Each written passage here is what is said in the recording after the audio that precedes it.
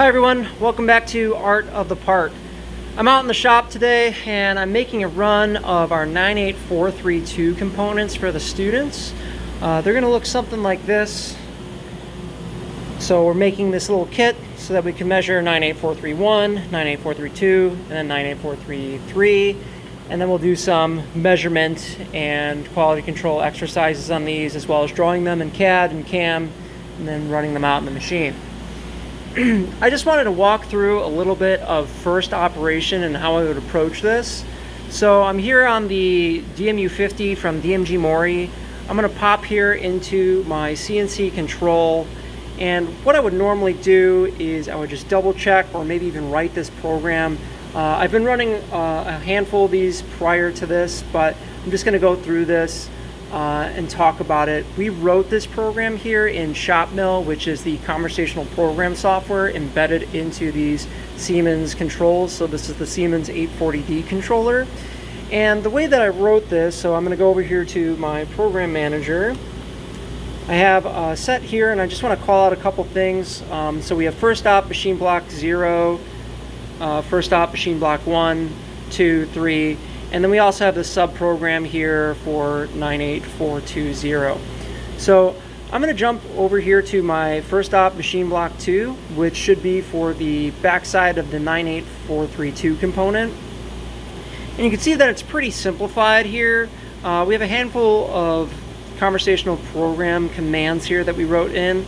So if I go in here to my program header, we're just trying to center our CMM probe. We're touching off with that Renishaw ruby tip probe here to establish our work offset. So we're calling out a work offset of G510.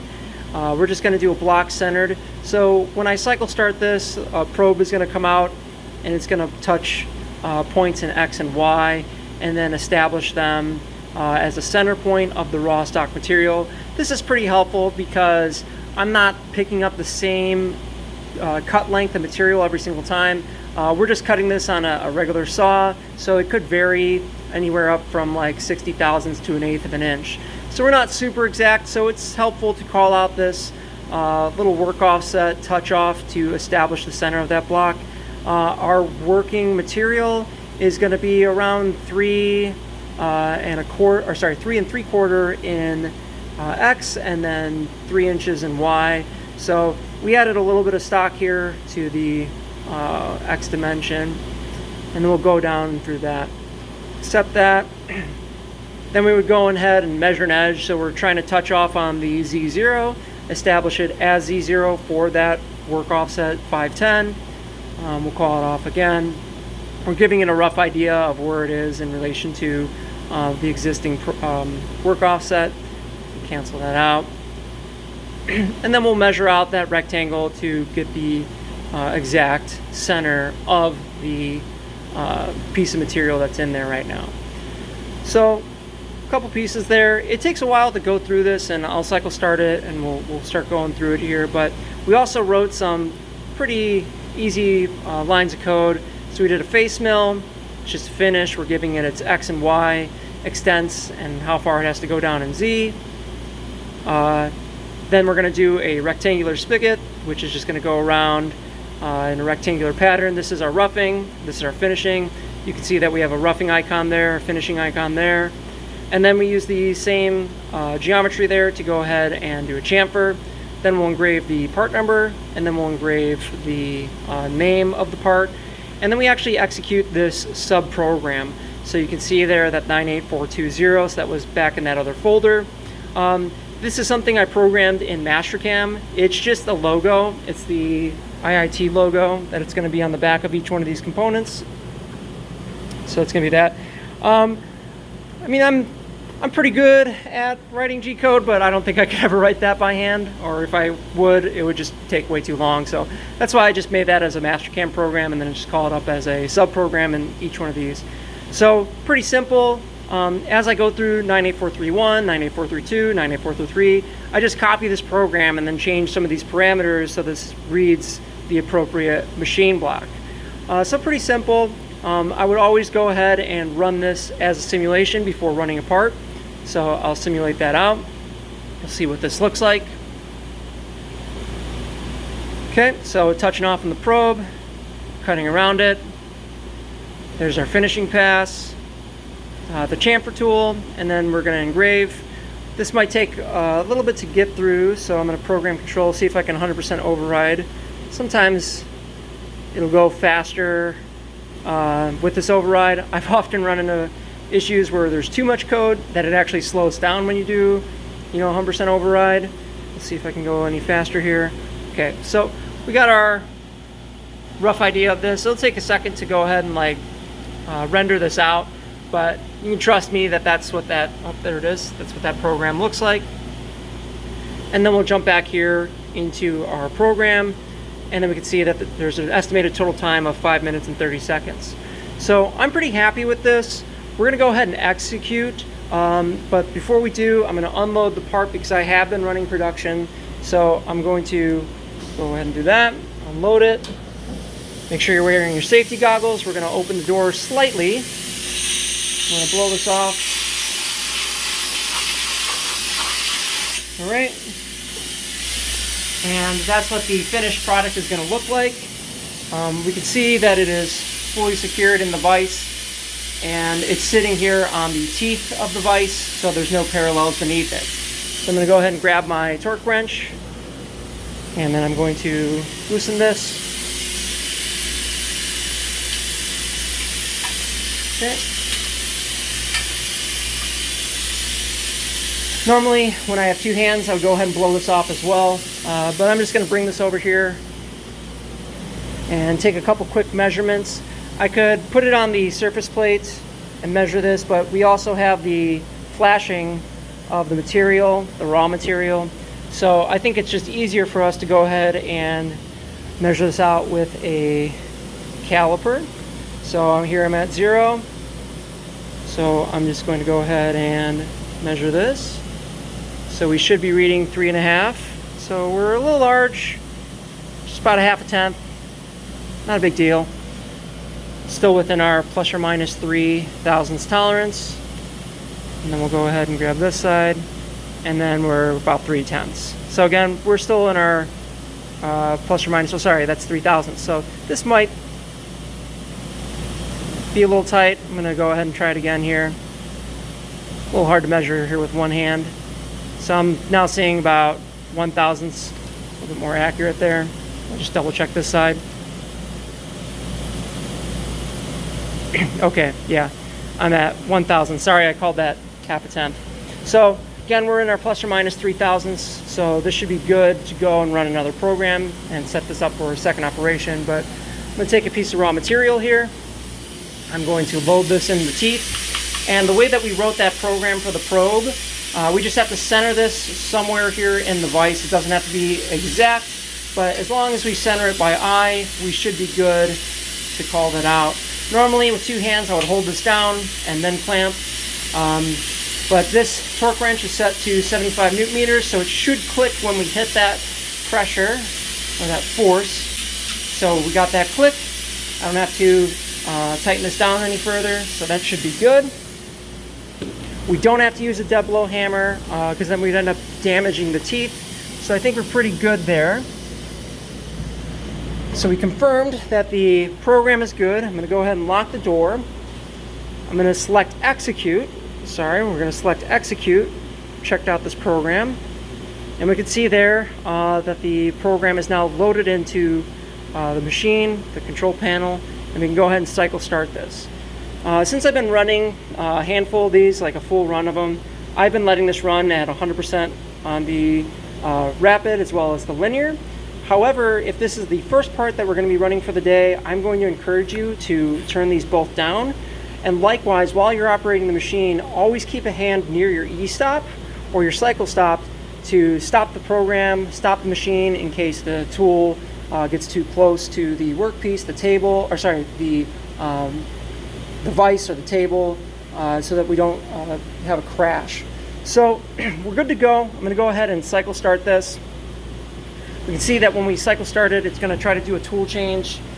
It's calling out, some distance to go here. We also get this warning that there needs some kind of feed rate before we can get going. So I have to turn up my rapid here to cycle this tool change. So once I turn this up, that's going to turn green. So we see that green. We can see that the tool change is cycling. So with this conversational program, it's running like an MO6 command in the background. However, because it is here in shop mill, it's going to go ahead and probe this out. So I would always encourage you to run your probe at 100% rapid, just so that you get an accurate amount. Okay. And then we also are looking for 100% on our feed. So 100% on our linear. So we see another warning here. So this is G00, G01. It's asking for G01 right now. So I'm going to turn this up to 100. So we're touching that off, taking a couple points. So right now we're just trying to establish the center of the part.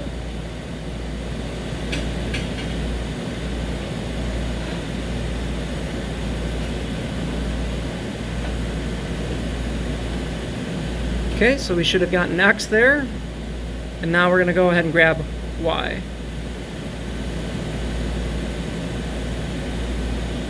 So again, this is a conversational programming piece inside of shop mill, very specific to the DMU-50 as well as the Siemens 840D controller.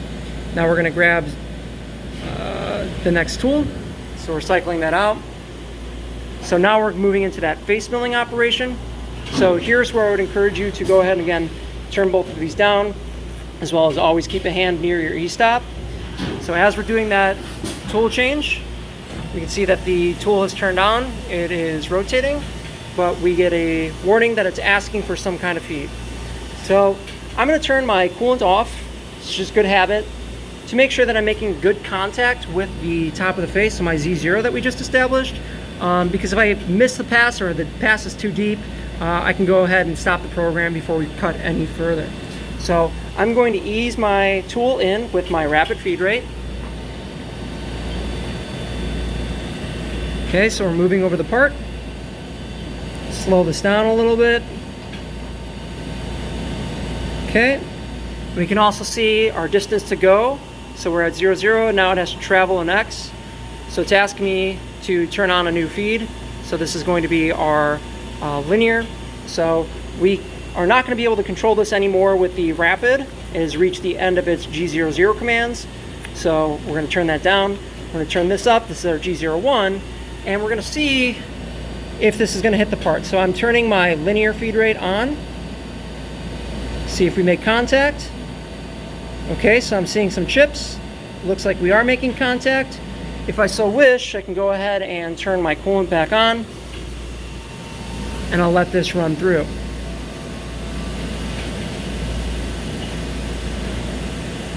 Okay, so again, it's asked me for some feed rate here. So it's reached the end of its G01 command. So I'm going to turn that off. I'm going to turn on my G00. I can also turn off my coolant here. And this is probably just going to retract out. All right, so we're retracting out. We're doing a tool change for the 5/8 end mill. You can see here it's changing from the 3-inch face mill to the 5/8 end mill. This is our roughing tool. I'll go ahead and cycle this all the way through the tool change to speed that up a little bit. But when the tool comes out, I'm going to go ahead and turn this all the way down. So the tool is coming out, and then I turned it all the way down. So it's stationary, it's stuck in place. It's asking me for a feed rate. I'm going to go ahead and turn this up. And this would be a good chance for us to go through this. Turn down make sure that your linear feed is off. And again, cannot state this enough, but always have a hand near your stop or your cycle stop, just in case that we get a little bit too close. We're going to make any changes to the program. Don't want to damage the machine, don't want to damage the tool, and do not want to damage the workpiece. I'm going to turn my coolant off. And again, we're reaching the end of our rapid, so I'm going to turn this down. I'm going to turn my linear up. Okay, so we're approaching the part, and here would be a good chance for me to, as it's going into its contour here, I'm going to turn both of these off, and I can go ahead and cycle stop this. So it's going to interrupt the program. It's not going to cancel it. We're going to open up the door, and what I would typically do is before this makes a full contour pass around, I would come in with a scale or a ruler and make sure that I'm not going to cut into the vise. So I can see that there's a gap here in between the tool and the top of my vise. I know that there's going to be 2 passes, but at least this one pass, this top pass, I feel safe with. Let's go ahead and continue through with it. We'll go through this action a couple times here. So I'll lock the door back up. So again, we interrupted the program. It's now calling for a cycle start. And now we have to turn on our linear feed. So we just heard that we made contact. We're doing pretty good. So we'll cut all the way around once.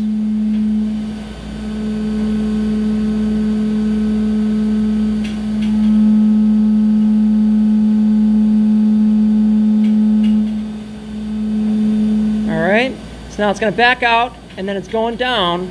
And here again, we'll check out our distance to go. So we have to go about 20 thousandths more. So I'm going to turn my feet up. When I see the X and Y pop up,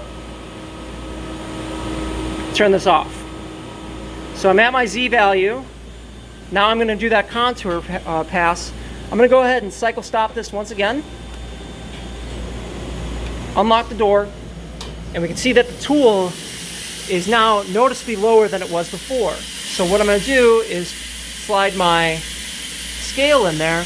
And even though that it's pretty close, I still have a gap. I'm still within a tolerance that I can go and make one full pass around this as a contour without hitting the vise and damaging the machine, the spindle, or the tool.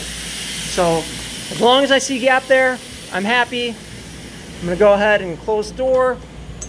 We're going to go ahead and lock it, cycle start it, and then we can go ahead and turn off our linear so we can hear that it's going to make contact. And you can see I'm actually going to turn off the coolant when it comes around this side. You can see how close it is to the vise.